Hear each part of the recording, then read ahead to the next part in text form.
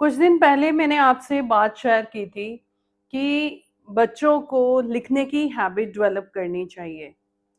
तो उसी को फॉलो करते हुए लगभग एक 13 साल का बच्चा मेरे पास अपनी डायरी लाया और मैंने उससे पूछा कि क्या मैं इसको पढ़ लूँ? तो उसकी परमिशन लेते हुए मैंने इसे पढ़ा और क्या लिखा था, सुनिए। This story is about a boy. His name is Akash. Akash does not have any friend because Akash looks ugly. He always cry.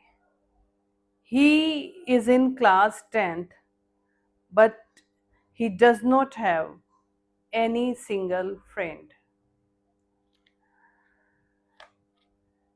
बच्चे अपनी बात को किसी भी तरह से लिख देते हैं, लेकिन हमें उसे समझना होता है।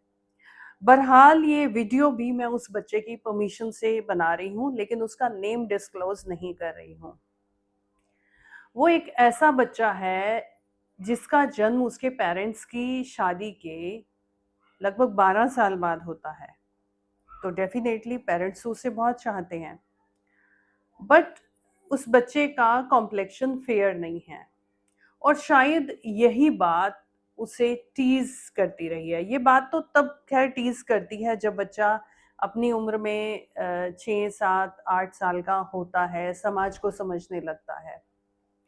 लेकिन एक दूसरी बात भी रहती है कि जब बच्चा छोटा होता है तो पेरेंट्स को उससे बात करनी चाहिए ताकि उसमें खुद को इंफीरियर फील करने वाली जो भी चीज़ें हों उन्हें टाइम टू टाइम हटाते चले जाएं। इसके साथ ऐसा नहीं हुआ। फादर आउट ऑफ स्टेशन में वर्किंग रहे और मदर कुछ और रिस्पॉन्सिबिलिटीज़ के साथ ज़्यादा बिजी थी, तो बच्चे को जिस तरह का टाइम दिया जाना था वो नहीं दिया गया। बच्चा इंट्रोवर्ट बना, उसने अपने आप को एक्सप्रेस करना छोड़ दिया। बट ये उसकी डायरी की 5-6 लाइनें बहुत कुछ कह देती हैं। ऐसे बच्चों के लिए मैं कहना चाहूँगी कि अगर आपका कॉम्प्लेक्शन फेयर नहीं है, अगर आपके फेस फीचर्स अच्छे नहीं हैं, बाय चांस अगर आप स्टडी में बहुत ज़्यादा कुछ अच्छा नहीं कर पाए हैं, अगर आपकी हाइट अच्छी नहीं है, अगर आप गेम्स में अच्छे नहीं हैं, कहीं भी अगर आप नेचुरली या किसी भी वजह से पीछे छूट गए हैं, तो अपने आप को इंफीरियर ना माने। कोशिश करें, आपके पास जो क्वालिटीज़ हैं उनके साथ में स्टैंड करें। अगर किसी भी दायरे में आप अपने आप को घटिया मान लेते हो, तो ये दुनिया तो ऑलरेडी तैयार है आपको टीज करने के लिए। आप खुद को सपोर्ट नहीं कर पाएंगे तो वो भी आपको सपोर्ट नहीं करने वाले। और ये छोटे होते से जो रिजेक्शन सेट हो जाते हैं ना माइंड में, ये बड़े होकर आपको एक शानदार पर्सनालिटी नहीं बनने देंगे।